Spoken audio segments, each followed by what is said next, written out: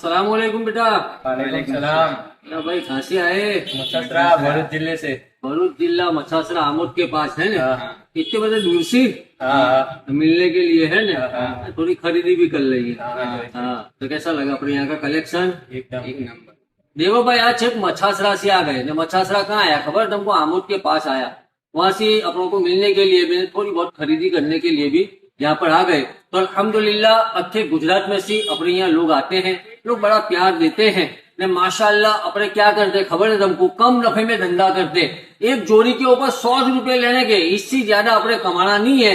पर अल्हम्दुलिल्लाह तुम्हारी दुआओं से ने फुल क्वांटिटी में माल रोज निकल जाता है। तो बस जिस तरीके से तुम्हें सपोर्ट करते हो इसी तरीके से सपोर्ट करते रहियो। कोई भी जगह फाफे मारे वगैर, कहीं भी रखड़े वगैर, कहीं भी कटाए वगैर, जैसा मछासरा वाले यहाँ चले आए ने सीधे कहाँ चले आने का? MLA collection. हाँ, अस्सलाम वालेकुम।